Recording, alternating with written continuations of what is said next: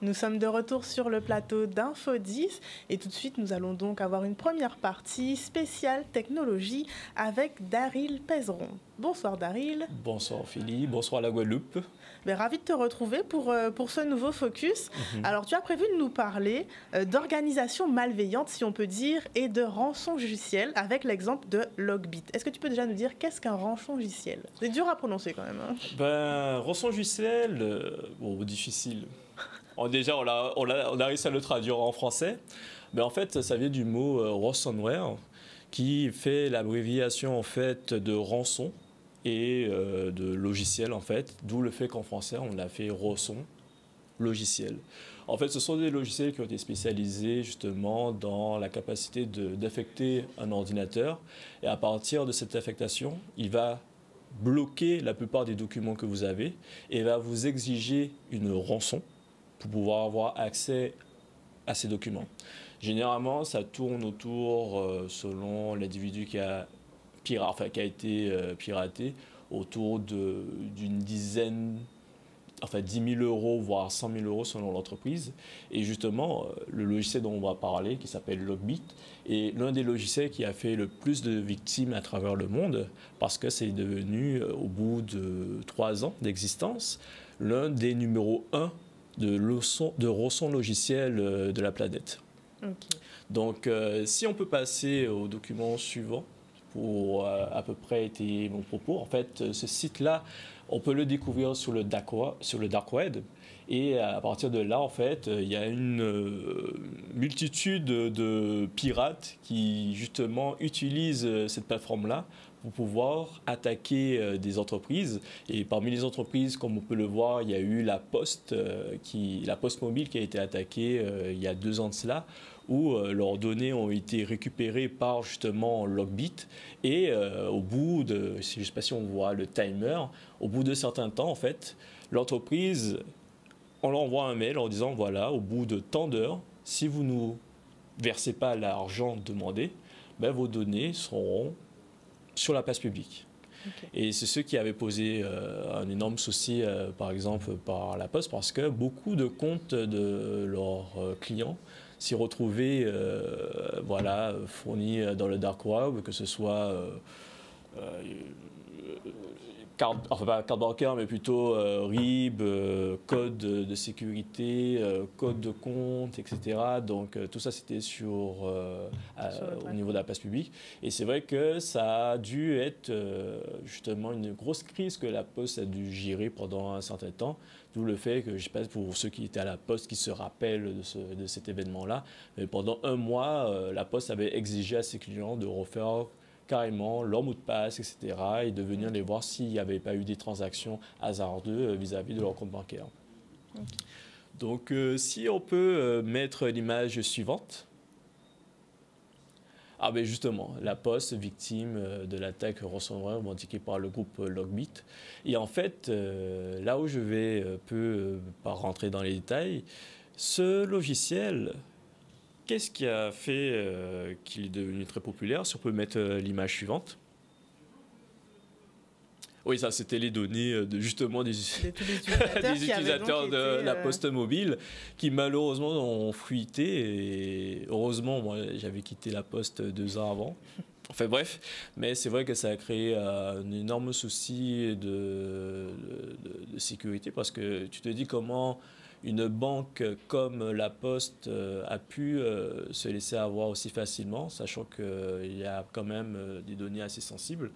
Et ça a fait beaucoup de bruit à cette époque-là. Si on peut passer à l'image suivante. Ah voilà.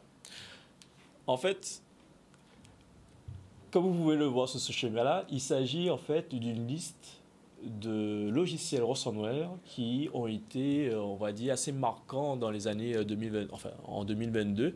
Et justement, comme vous pouvez le voir, Logbit fait carrément presque la moitié de tous les attaques ransomware qu'il y a eu à travers le monde. Et juste derrière, il y a Conti, Blackcard, Stormmoose, bon, pour ceux qui ne connaissent pas. Mais pour étayer mon propos, par exemple, les attaques que la région et l'hôpital ont reçues dernièrement, il y a de fortes chances que c'était dû à Lockbit, du fait que généralement, comment ça se passe? Il y a plusieurs manières pour eux d'attaquer. Soit ils envoient un mail justement à l'organisme et il suffit qu'il y ait juste un employé qui, par manque d'attention, ouvre le mail et télécharge le fichier en se disant oui, il s'agit juste d'un PDF. Malheureusement, il s'agit d'un PDF qui est contaminé et à partir de là, tout de suite, il y a un protocole qui va se lancer de manière automatique qui permettra justement à ce logiciel de s'installer sur l'ordinateur affecté. Et une fois qu'il est affecté, généralement, les pirates, ce qu'ils font, ils essaient de voir à peu près voilà, quels sont les accès que cet ordinateur a. Si les accès ne sont pas assez importants, ils vont essayer de contaminer d'autres ordinateurs jusqu'à atteindre l'ordinateur, on va dire, administrateur.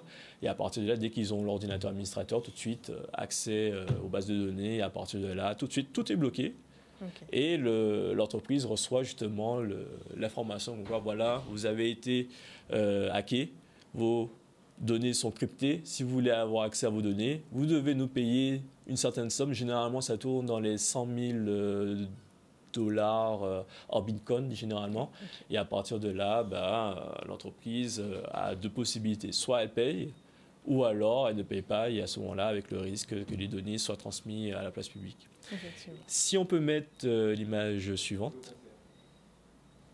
Et en fait, comment ce logiciel a réussi à être limite numéro 1 sur le marché? Ils ont repris ce que j'appelle l'effet McDonald's, c'est-à-dire qu'ils ont franchisé leur outil pour permettre justement à d'autres pirates, en leur disant, voilà, nous avons un outil à disposition, on vous laisse l'utiliser, on vous laisse, ils ont franchisé leurs outils, on vous laisse l'utiliser et en échange, en fait, de la somme que vous allez revendiquer à l'entreprise en question, nous récupérons un pourcentage. Alors généralement, c'était situé autour de, voilà, je reprends la somme de 100 000 euros. Si voilà, le pirate revendiquait 100 000 euros à une entreprise, Lockbit touchait à peu près 20 000 euros de commission. Si on peut passer à l'image suivante, pour montrer, voilà, c'est à peu près de cette manière-là, voilà, 80-20% et tout. Et c'est ce qui a permis justement à beaucoup de pirates de profiter de ce logiciel-là, puisque eux, ils n'avaient pas à se tracasser la tête sur le fait de, voilà, est-ce qu'ils doivent faire leur propre logiciel et tout. Là, ils ont un logiciel déjà disponible qui est open source, parce que c'est vrai que c'est un logiciel open source qui permettait justement à d'autres pirates de pouvoir l'améliorer. Et à travers ça, Lockbit, tout simplement, récupérait la commission et ça leur a permis tout de suite d'être leader sur le marché et d'avoir, justement, ils ont détourné à peu près, c'est estimé à 1 milliard de dollars de pertes pour l'ensemble des entreprises mondiaux. La plupart des entreprises qui ont été attaquées en France, ce sont des entreprises qui valaient déjà des millions, mais là où ça a été très préjudiciable, ce sont les hôpitaux, dont, je ne parle même pas forcément de celui de Pointe-à-Pitre, mais il y avait un hôpital à Paris, en Corbeil-Essonnes, si je ne me trompe pas, qui s'était fait pirater pendant 3 mois. Tous les dossiers qu'ils avaient justement de leurs patients et tout étaient indisponibles et ils ont dû revoir tout leur système de sécurité et tout et généralement, comme je le dis souvent, c'est souvent dû à cause d'une personne qui malheureusement qui n'a pas été très attentif vis-à-vis des mails reçus et tout de suite il y a eu contamination et à partir de là ils se sont retrouvés à devoir gérer pendant 3 mois les papiers pour retrouver, OK, tel patient a ceci, tel patient a cela et tout, et ça les a mis à l'arrêt pendant tout ce temps-là. Justement, quand ils piratent comme ça des dossiers de patients, par exemple pour des hôpitaux, c'est quoi l'intérêt au final? Parce qu'on se dit pour la poste mobile, récupérer les données bancaires, et puis après arnaquer voilà, les clients peut-être un à un, mais là, dans le cadre d'un hôpital, c'est quoi l'intérêt? Il y a souvent, parce qu'il faut bien comprendre que la plupart des pirates sont souvent, enfin selon les agents des renseignements, ce sont des personnes qui sont souvent basées ou anciens membres de l'Union soviétique. Et il y a toujours cette tendance à se dire que oui, les hôpitaux européens sont les hôpitaux qui ont de l'argent. donc qui seraient prêts à débourser des sommes pour l'intérêt de leurs patients. Et même s'ils n'ont pas l'argent sur le moment, l'État devrait être capable de leur fournir l'argent nécessaire pour avoir accès justement à leurs données. Et c'est vrai que ce que j'ai pu recevoir comme retour, en tout cas vis-à-vis de cette organisation, ils avaient quand même un code d'honneur, c'était de ne jamais s'attaquer aux hôpitaux spécialisés pour les enfants. Okay. Tout ce qui était hôpital pour enfants, on n'y touche pas et tout, mais les autres, il n'y a pas de problème, on y va franco. Et il y avait eu justement un cas, c'était au Canada, un des franchisés qui utilisait le logiciel par méga, ou peut-être que sur le moment il n'a pas lu la charte, s'était attaqué justement à un hôpital pour enfants. Et lorsque l'organisation a eu vent de cela, ils se sont excusés et ont donné les codes d'accès à l'hôpital pour qu'ils puissent avoir accès à leurs données. Alors, bon, après, je ne dis pas que ce sont du justice et tout, mais ils ont eu au moins un minimum de faire ce genre de choses. Après, ça reste quand même quelque chose de très préjudiciable. Et c'est vrai que lors de la période Covid, il n'y a pas eu assez de sensibilisation à ce niveau-là. Parce qu'il faut le dire, pendant toute cette période-là, vu que les gars étaient enfermés chez eux, ils se sont beaucoup entraînés à savoir quels outils qu'ils allaient mettre à disposition pour pouvoir gagner énormément d'argent en restant tranquillement à la maison. Et c'est vrai que malgré tous les protocoles qui sont mis à disposition, parce que je sais qu'il y a beaucoup de choses qui sont mises en place, notamment à la région, pour essayer de sensibiliser vis-à-vis de ça. C'est-à-dire, on n'ouvre pas n'importe quel type de mail, même si le mail se rapproche à quelque chose de ce qu'on a l'habitude de voir, mais souvent il y a un petit détail, si on fait attention, qui permet aussi de détecter que c'est un mail frauduleux. Et c'est pour ça que j'invite beaucoup, et je l'avais fait il y a 2 semaines de cela, aux personnes qui travaillent dans des entreprises et qui sont sur des ordinateurs, qui doivent lire des boîtes mail, de toujours faire très attention vis-à-vis de ça, parce qu'à n'importe quel moment, on est certes une île, un archipel, mais on reste connecté à travers le monde. Et le monde, écoutez... on est aussi à risque que d'autres territoires, d'autres endroits, effectivement. Donc c'est vrai qu'il faut faire attention toujours aux mails, vérifier la provenance du mail, s'il n'y a pas un détail qui permet de se rendre compte s'il est vrai ou s'il est frauduleux. Et je crois qu'il y a aussi maintenant des organismes qui forment même les entreprises, les organisations à ça, à détecter les mails frauduleux, à faire attention pour éviter le risque. Et je sais que même si ça s'est fait, et généralement, parce que je sais qu'au niveau, en tout cas, architecture, je sais qu'au niveau des logiciels qui sont utilisés, au niveau de la région, même au sein de l'hôpital, tout est fait, en tout cas, en termes de cybersécurité, que tout soit OK. Mais en termes de, voilà, quelqu'un ouvre un mail et n'a pas été suffisamment sensibilisé vis-à-vis de ça, il y a faute humaine. Et souvent, c'est à cause d'une faute humaine que ce genre de choses peut avoir lieu. Donc, si on peut mettre l'image suivante, si je ne me trompe pas pour étayer le propos que je vais mettre, voilà. Et qu'est-ce qui s'est passé justement ces derniers temps? C'est que par rapport aux milliards de dollars qui ont été détournés, les différentes organisations gouvernementaux en cybersécurité se sont alliés. Alors, comme vous pouvez voir, il y a le Royaume-Uni, l'Allemagne, la France, le Japon, les États-Unis et bien d'autres qui ont participé justement à cette track sur Logbit, où ils ont fait beaucoup de recherches pour savoir à peu près où se trouvait leur serveur, qui hébergeait le site en question.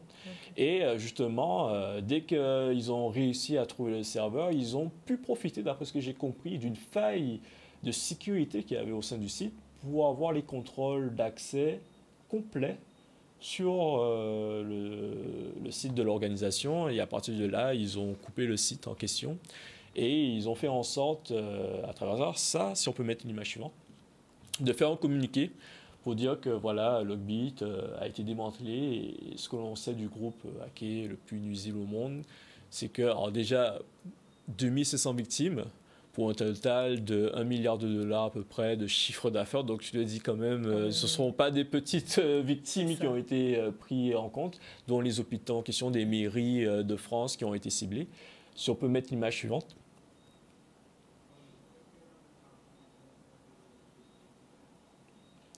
Voilà. Et à partir de là, ils ont fait un petit communiqué sur Twitter. Là, ils se sont amusés à refaire le site à leur sauce, Ok. où on peut voir justement, oui, voilà, le site a été mis sous contrôle justement de la CIA, NSA et tout. Si on peut mettre l'image suivante. Et il a été mis, si vous voyez en bas à gauche, un petit compteur mettant en somme 10 millions de dollars à quiconque pourrait fournir l'identité justement du créateur du rançon logiciel. Et en plus de ça, en plus des 10 millions, il propose 5 millions pour chaque franchisé. C'est-à-dire que chaque personne qui ont utilisé le logiciel, si leurs identités sont transmises, les individus qui seront récompensés de 5 millions de dollars. Et à la suite de ça, il y a eu pendant une semaine un énorme silence vis-à-vis de Logbit. Et jusqu'à que, si on peut mettre l'image suivante. Ah oui, ça c'est... Je veux revenir.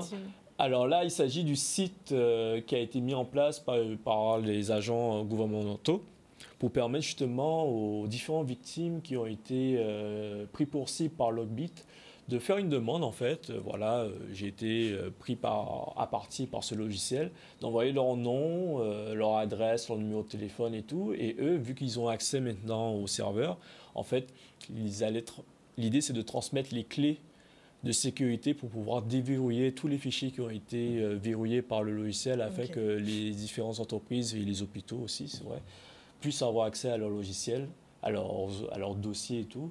Donc, je ne sais pas si la région en question a été justement en courant de ça, mais en tout cas, il peut faire la demande. Et justement, si on peut passer à l'image suivante. Oups. Voilà, alors, qu'est-ce qui s'est passé ? À la suite de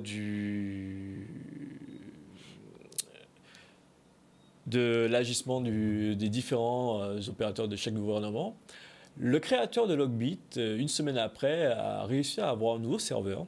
Il a ouvert son site très rapidement et il a laissé un petit message justement aux différents gendarmes et polices de cybersécurité. Comme quoi, voilà, merci à vous de nous avoir montré la faille en question qui vous a permis d'avoir accès à nos serveurs. Maintenant, nous l'avons patché. Mais si on peut mettre l'image suivante. Mais sachez que maintenant, ils ont estimé qu'ils ont été attaqués du fait que comme il devait y avoir un dossier qu'ils avaient réussi à récupérer, ils avaient eu accès au serveur d'un tribunal aux États-Unis qui devait juger Trump, apparemment. Okay. Et dans les dossiers qu'ils avaient récupérés, il y avait apparemment des éléments assez sensibles qui devaient être diffusés justement sur la plateforme. Et ces dossiers-là ont été stoppés à cause de ce que les différents gouvernements ont fait. Alors, ce qu'ils ont dit, c'est que prochainement, ils vont essayer de mettre ces dossiers-là en ligne et qu'en plus de remercier d'avoir pu montrer le patch, d'avoir pu patcher la faille qu'ils avaient, c'était que, ils ont gagné tellement d'argent qu'actuellement, pour les retrouver, ils sont au bord de la mer dans un yacht en train de faire le tour du monde. Okay. Donc, si vous voulez nous trouver, bonne chance à vous. Mais en attendant, on va continuer nos méfaits. Et on vous attend de pied ferme pour pouvoir, si oui ou non, vous allez réussir ou pas à nous avoir. Mais en attendant, on va multiplier nos attaques dans les différents pays en question qui ont participé justement à la fermeture de leur premier serveur. Et c'est pour ça que je dis aux gens que attendez-vous dans les prochaines semaines à avoir potentiellement des mails un peu plus frauduleux qui pourraient arriver dans vos boîtes mail et de faire très attention parce que c'est vrai que même si ça touche principalement les entreprises, on n'est jamais à l'abri qu'un particulier se fasse contaminer sur son ordinateur et se retrouve carrément bloqué et que, je sais pas, il pourrait y avoir des photos de famille ou autres qui soient mis sous verrou et si la personne ne le paie pas, que ces fichiers-là se retrouvent sur Internet. Effectivement. Donc en plus, voilà, il se joue un peu de ces différentes organisations qui ont réussi à un peu éteindre le feu de Logbit et au final, ils ont réussi à revenir sur la scène et menace peut-être encore plus même de faire de victimes parmi voilà, les grandes institutions, les hôpitaux et les mairies. Donc, oui, c'est ça le point. Après, c'est vrai que ça, comme, enfin, comme tu as pu le voir, comme vous avez pu le voir, ce sont surtout des organismes européens qui sont visés et non pas Russes, Chine, etc. Parce que on estime que ce sont souvent des personnes issues des anciens pays soviétiques et tout. Et c'est vrai que tant qu'on n'aura pas une sorte de coopération internationale, et malheureusement les circonstances actuellement l'empêchent, mais c'est vrai que tant qu'il n'y aura pas une sorte d'organisation globale, on sera victime de ce genre de problème. Et c'est pour ça que nous devons rester assez vigilants vis-à-vis de ça. Et surtout, informer, informer, informer. Je vois que ça comme possibilité de défense. Parce que tant qu'on aura une personne qui se dira, bon, bah, dans la vie de tous les jours, j'ouvre 200 mails chaque jour et tout, et dans les 200 mails, si je ne fais pas attention, ben, il y a un qui est contaminé, ben, je mets en péril toute l'entreprise et cela peut entraîner justement des pertes colossales d'argent. D'où le fait que maintenant, j'espère qu'à la suite de ça, il y aura un peu plus de sensibilité vis-à-vis de ça. Exactement. C'est vrai qu'à l'échelle d'une entreprise, hein, chaque salarié doit faire attention aux mails qu'il ouvre, mais même comme tu le disais, au niveau des particuliers, c'est vrai que les personnes plus âgées qui sont moins au fait de ces hackings, etc., doivent aussi faire attention. Et puis les plus jeunes, tu vois, comme toi, sont aussi là pour sensibiliser et pour rappeler l'importance de ne pas ouvrir n'importe quel mail, ne pas au téléphone donner son numéro de sécurité sociale, son numéro de carte bancaire ou autre à n'importe qui sans s'être assuré qu'il s'agit effectivement d'une institution agréée. Enfin voilà, il y a plein de choses qui sont mises en place et même maintenant, on peut voilà, se former soit auprès d'entreprises. On en a ici en Guadeloupe qui forment à la cybersécurité. Donc chacun à son échelle, particulier ou entreprise, doit et peut faire attention à ce genre d'attaque. Exactement. Et là, j'allais te poser une question en tant que justement personne qui travaille au sein de Canalis. Au niveau de tes mails, tu as déjà reçu ou pas des mails assez... J'en ai reçu, pas dans le cadre de Canal 10, mais il y a quelques années, effectivement, j'ai reçu des mails comme ça, des spams, des mails vraiment frauduleux. Mais voilà, je passe toujours par la petite vérification. Si l'adresse mail me paraît suspecte, je regarde l'entête, le pied de page du mail, je regarde tout pour m'assurer. Et si généralement je sais qu'il y a une demande que je n'ai pas faite d'une organisation, je ne vais pas me précipiter de cliquer, je vais regarder effectivement directement peut-être via le site ou l'application de l'organisation pour savoir si c'est véridique ou pas. Et souvent, on se rend bien compte qu'il n'y avait aucun lien. Donc il faut vraiment bien faire attention à ce genre de choses. Et quand on ne sait pas, c'est vrai que c'est mieux aussi de demander de s'entourer de professionnels, etc. Donc c'est important. Parce que ça m'est déjà arrivé plusieurs fois, même jusqu'à présent, vu qu'à un moment, je crois, SFR s'était fait pirater. Ouais, tout à fait. Et beaucoup de numéros de téléphone ont fuité et je recevais par moment des messages me disant oui, vous avez un colis que vous avez commandé, malheureusement nous n'avons pas pu vous le livrer, veuillez cliquer sur le lien pour pouvoir faire la demande. Exact. Et bon, je clique jamais, mais pour le si peu que j'ai vu en termes de personnes qui se sont fait avoir, généralement ça te renvoie une page où on te demande, oui, veuillez rentrer vos coordonnées bancaires, etc. Ou alors ça va te faire télécharger un logiciel et à partir de là, c'est bon coup. C'est ça, il y a aussi eu la même chose par rapport aux amendes. Ah oui, quand tu sais que tu es une personne exemplaire, que tu ne fais pas d'excès de vitesse, tu reçois un SMS effectivement te disant vous n'avez pas payé votre amende, c'est vrai que là, il faut s'inquiéter. Non, mais n'hésitez pas à appeler directement la police ou la gendarmerie pour être sûr, parce que c'est vrai que de plus en plus, vu que maintenant les les hackers font beaucoup plus preuve d'ingéniosité.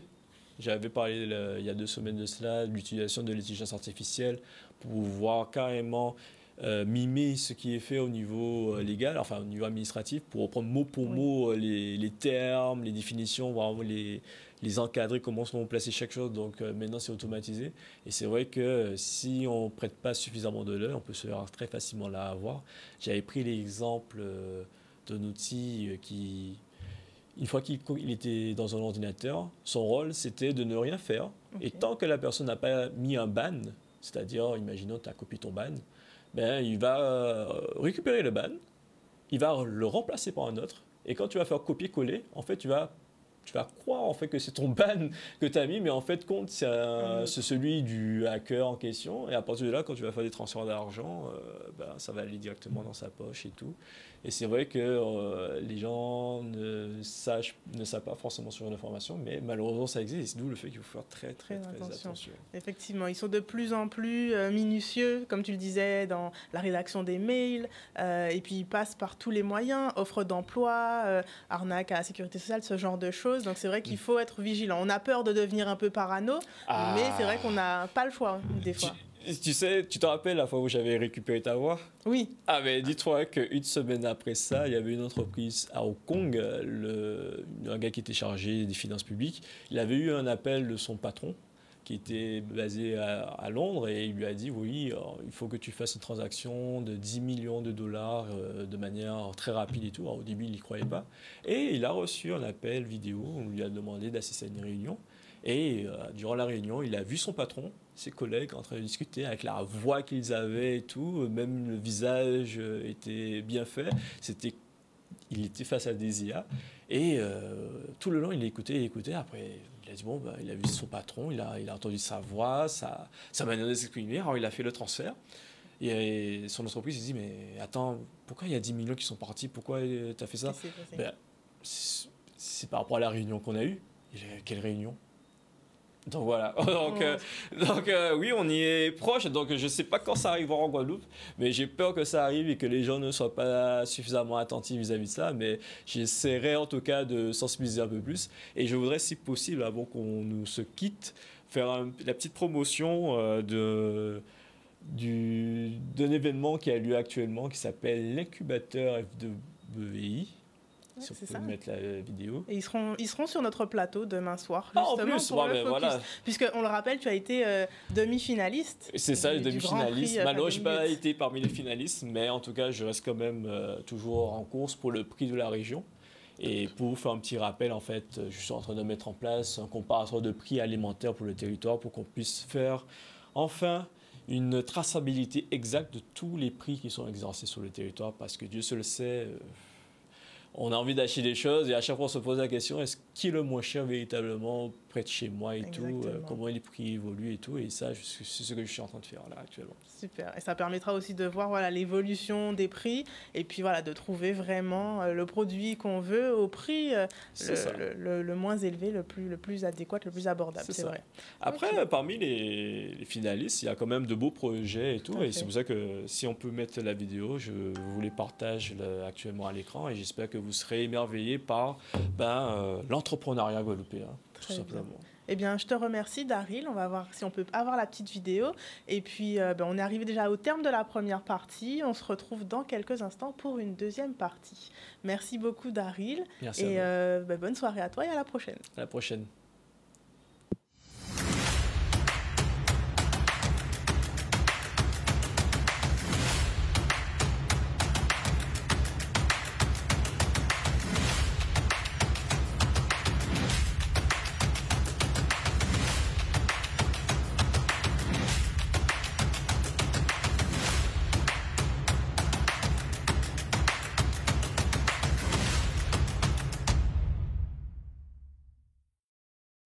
Nous sommes de retour sur le plateau d'Info 10 pour cette deuxième partie du Focus qui sera consacrée donc, à un événement qui aura lieu ce week-end, très exactement donc, le samedi 16 mars avec le concert La Famille Unie en Christ du chœur de Brigham Young University et du Gospel Celebration Singers. Donc ce soir, nous recevons Monsieur Jean-Yves Amoussouga, organisateur du concert. Tout à fait. Bonsoir et bienvenue à vous. Bonsoir. Nous recevons également Madame Monique Ange Ertin-Cité, chef de chœur du Gospel Celebration Singers. Bonsoir Madame et bienvenue. Bonsoir à vous, merci. Et enfin, nous recevons Monsieur Rodrigue Ertin, responsable technique du concert, de l'organisation du concert. Bonsoir à vous et merci d'être là sur le plateau. Bonsoir, merci aussi à vous. Alors, qu'est-ce Qu'est-ce que justement ce concert et qui a pour thème la famille unie en Christ et pourquoi est-il organisé? Qu'est-ce que vous pouvez nous expliquer justement l'essence de ce concert en quelques mots? Oui, en fait, l'occasion est rêvée en fait parce que Pâques est là. Et nous avons tous enfin besoin, nous les chrétiens, de ressentir donc cette foi grandissante que nous avons, mais surtout nous avons envie de nous concentrer sur nos familles. Nous avons vu que dans ce monde actuellement, nos familles sont en difficulté. Et nous avons voulu, par cette occasion, donc avec Monique et avec tous les autres, donc organiser quelque chose qui pouvait permettre aux familles de se sentir reconfortées et de ressentir aussi cette aide que le Christ apporte lorsque nous nous concentrons sur lui. Voilà. Très bien. Alors, comme on peut le voir justement sur l'affiche, donc c'est un concert qui réunira le chœur de Brigham Young University et la Gospel Celebration Singers. Comment est-ce qu'a été possible cette collaboration entre ces deux chœurs? Incroyable, incroyable. Et là, on est encore en train de vivre cette magie et je pense que tout ça va s'arrêter peut-être. Nous, même pas. J'allais dire, ça va se concrétiser le soir du concert. Mais déjà, nous sommes déjà heureux et joyeux de tout ce qu'on a pu accomplir. Et nous pensons que c'est vraiment une bonne rencontre. Et je sens déjà que ça va être un moment merveilleux. Alors, j'invite tout le monde à venir parce que moi, personnellement, la salle sera pleine.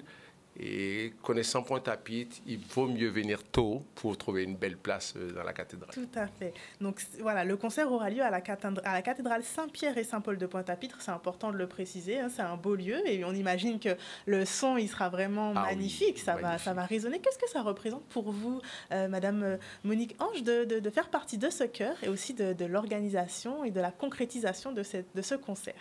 Alors je dirais tout simplement en deux mots, une très belle opportunité. Quand j'ai rencontré Jean-Yves par le biais de mon jeune frère, quand il m'a parlé de BYU, j'avais juste eu une petite écoute, un petit soupçon de ce qu'était BYU. BYU qui me rappelle l'université dans laquelle, en fait, à cette période, ça s'appelait au Crud University. J'ai fait partie d'une prestigieuse chorale qui s'appelait Aeolians. Et en fait, ça m'a rappelé Aeolians, puisque les harmonies, la couleur vocale. Donc, on pensait d'ailleurs faire ce concert-là ailleurs, mais on s'est dit, un tel concert a cappella et avec piano-voix ne peut être que dans une cathédrale, dans une église, où ça va résonner, puisque c'est des chants classiques. Alors, nous apportons, GCS, Gospel Celebration Singers, la touche un peu gospel, avec un peu d'animation, pour un peu lier vers le classique aussi, puisque nous chantons autant le rythme gospel, mais aussi du classique. Donc, c'est un pur bonheur, et c'est une grande opportunité d'ailleurs. Chaque jour où le concert s'approche, je me dis, waouh, est-ce que GCS sera bien à la portée par rapport à la qualité vocale, puisque je puis vous dire, c'est de l'excellence. Je ne sais pas si vous avez un extrait, mais BYU, c'est de l'excellence. Je ne sais pas si on a un extrait, mais en tout cas... Ah oui, cherchez BYU, Near My God to Thee. Et si vous écoutez Near My God to Thee, c'est... Et c'est une université de musique, en fait. Toute la journée, ils ne font que ça. Ouais. Et c'est vraiment... C'est deux grands docteurs qui seront là, le docteur Crane et le docteur Wells. Très bien. Donc, ils seront présents donc, pour le concert, mais également à la masterclass, justement. Donc, est-ce que vous pouvez nous en dire un peu plus sur cette masterclass et son organisation? Alors, c'est dimanche dès 14h. Alors, il faut être à l'heure parce que ça dure à 2 heures de temps ou à peine un peu plus. Donc, de 14h à 16h. Et donc, tout le monde est invité. Là, c'est gratuit. Hein, il est intéressant donc de venir et de s'inscrire. Donc, on a donné un numéro de téléphone pour ça. Donc, je peux le rappeler, ce numéro de téléphone. Donc, c'est le 06 91 23 60 93. Et cette masterclass aura lieu donc à Dugazon aux Abîmes, au centre de district de l'église de Jésus-Christ des Saints des Derniers Jours. Voilà. Et qu'est-ce que justement les chrétiens pourront venir y découvrir pendant la masterclass? Quelle est la visée de cette masterclass? Je pense que c'est Monique qui nous parlera de ça, parce que là on parlera de voix. Oui, puisque docteur Andrew, j'ai été en contact, et c'est encore un privilège, en contact avec lui par visio, par téléphone. Et ce que j'aime avec lui, c'est la précision, la technicité, donc ce qu'il va apprendre, tout ce qui est puisque ce sera court, c'est vrai, mais tout ce qui est technique vocale et technique de direction de chorale. Donc ce n'est pas seulement les chrétiens, c'est ouvert à tout le monde, toutes les personnes qui aiment chanter, mais qui ne savent pas peut-être placer leur voix, ou alors la technique de la respiration, ou la technique de bâillement, quelles que soient les différentes techniques, eh bien là, ils pourront apprendre certaines choses, et pourquoi pas les faire revenir encore pour avoir d'autres masterclass. Tout à fait. Puisque je trouve que le temps sera un peu court, mais tout ce qui est court est bien, et donc en qualité de ce qu'ils vont nous apporter, ce sera quelque chose de magnifique. J'encourage tout le monde, et c'est pas souvent qu'on a des masterclass de ce niveau gratuitement. Bon, c'est ça. Donc vraiment, et je sens une forme de générosité et de simplicité, d'humilité dans ces personnes avec qui j'ai eu le contact. Je dis, Dr. Crane, il me dit, appelle-moi Andrew. Et c'est vraiment magnifique. Et donc, c'est pour ça que pour nous, déjà, nous, notre chorale, et même les autres, ce sera un bon moment d'échange. Ils ne seront que 14, mais je pense qu'ils vont sonner comme 50. Ah oui. Et c'est incroyable parce que j'aime bien quand elle parle d'élan de générosité, parce que nous, on pensait organiser quelque chose, l'Église, et on leur a juste proposé ça. C'était pas dans leur timing, et ils nous ont dit, oui, nous venons. Et ils se sont débrouillés pour trouver du temps pour venir, et si on demandait ça l'année prochaine, ils le feraient à nouveau. Donc je pense que c'est vraiment une bonne œuvre de bienfaisance qu'ils viennent nous aider. Et ça montre aussi justement... Ils étaient là l'an dernier. L'année dernière aussi, ils étaient là. À la cathédrale. À la cathédrale aussi. Ah, très bien, donc effectivement, on voit qu'ils ont apprécié, donc ils souhaitent aussi refaire ce pas vers les Guadeloupéens. Tout à fait. Et justement, on voit l'accessibilité, puisque c'est un événement gratuit, donc que ce soit le concert ou la masterclass, vous avez bien précisé que la masterclass, il faudra s'inscrire pour pouvoir y participer. Et si on revient justement sur la partie concert, les chants se feront en anglais, en français, créole, qu'est-ce qu'on pourra y découvrir? Alors, cette partie-là, oui, je vais en parler. La première partie sera, c'est Gospel Celebration qui la fera. Ce seront des chants français, voilà. Et que ce soit gospel, je vous ai dit, et en classique, mais on a préféré faire des chants français, puisqu'on est devant un public français, puisque les BYU, qui sont 14, vont chanter qu'en anglais. Et nous avons une surprise pour le public à la fin. Ok. Puisque à la fin, on dit une très belle surprise. On ne dira pas c'est quoi la surprise. Si on ne veut pas manquer la surprise, bien il faut évidemment, être là. Voilà, à la fin, ça. une très belle surprise. Tout à fait. Voilà. Et d'un point de vue un peu plus technique, comment est-ce que ça se passe l'organisation de ce concert, justement la mobilisation de grands chœurs, comment ça se passe? Qu'est-ce que vous pouvez nous dire en quelques mots? C'est Rodrigue. Oui, cette partie-là, j'ai eu l'honneur, j'ai l'habitude de travailler avec lui, et il m'a parlé de ce concert, et je me suis dit, voilà, on va s'y mettre. Et avec ma sœur, j'ai eu l'occasion de pouvoir synchroniser tout ça. Et ça se passe bien. En ce moment-là, ça se passe bien. Mais j'appréhende ce fameux moment. Ça arrive effectivement. Voilà. Donc ça fait combien de... Oui, ouais, il y aura du visuel. Ouais. Ce sera filmé aussi. Et voilà, il y aura pas mal de choses. Très bien. Depuis combien de temps est-ce que justement vous préparez cette rencontre et ce grand concert? On dirait que ça a duré une éternité. Oui, c'est vrai. J'ai l'impression que ça dure. Je pense que ça nous a pris un mois. Ou un mois. 2 mois. On va dire 2 mois. Ouais. Deux bons mois pour depuis la première rencontre. Oui. Voilà. Mais ce qui est bien, heureusement, on a autour de nous, on a quand même une équipe technique qui a dû travailler, cravacher, des réunions, des appels. Ouais. On s'appelle assez souvent. Et c'est vraiment une organisation presque internationale. On devait parler avec des gens aux États-Unis, ici, etc. C'est domaine. Voilà. Donc c'est vraiment merveilleux. Donc on demande à tout le monde de venir. Ça va être un moment exceptionnel dans l'année 2024. C'est vrai, du travail pour un rendu aussi bien visuel que sonore et qui, comme vous le disiez, donc, nous réserve de belles surprises. Donc, on le rappelle, donc, le concert sur le thème donc, La famille unie en Christ, qui regroupe les deux chœurs, donc le chœur de Brigham Young University et la Gospel Celebration Singers, donc aura lieu ce samedi 16 mars à 20h à la cathédrale donc Saint-Pierre et Saint-Paul de Pointe-à-Pitre. L'événement est bien évidemment gratuit Et si vous voulez, donc si vous êtes, vous aimez chanter, que vous êtes amateur de chant, de gospel et que vous souhaitez progresser ou même peut-être apprendre, hein, tout simplement, il y a une masterclass qui est organisée donc le lendemain, le dimanche à partir de 14h jusqu'à 16h à Dugazon. Il faut appeler. Vous appelez pour réserver, donc au numéro 0691 23 60 93. Eh bien, merci beaucoup. Est-ce que vous avez un dernier mot à dire pour encourager justement les Guadeloupéens à venir découvrir un dernier mot avant qu'on se quitte? Alors, pour ma part, je dirais que ce sera un temps de pause. Quand je parle de temps de pause, tout simplement, il y a tellement de violence autour de nous et le thème s'adapte bien. On a besoin d'un temps où on pourra... voilà, la famille ensemble pourra se retrouver, entre famille, entre amis, pourra se retrouver pour entendre des messages qui seront forts, tout simplement, avec des voix angéliques, surtout BYU. Surtout. Et ce groupe, en fait, ce groupe, je l'avais entendu sur YouTube, mais je ne savais pas que Jean-Yves, lui, il connaissait ce groupe. Et quand il m'a parlé de ce groupe, alors, moi je dis, il faut vraiment venir pour pouvoir découvrir... Tout à fait. Ah ouais. Ça promet d'être un événement magnifique et on invite les téléspectateurs, s'ils le souhaitent, à venir le découvrir, à venir découvrir les voix angéliques, comme vous le disiez, lors de ce concert. Tout à fait. Eh bien, je vous remercie infiniment pour votre présence. Merci beaucoup. Merci à vous. Et donc, la Gospel Celebration Singers et ces messieurs vous donnent donc rendez-vous ce samedi 16 mars à 20h pour le concert. Et moi, je vous remercie, je vous souhaite une excellente soirée sur Canal 10 et je vous dis à demain à 18h30.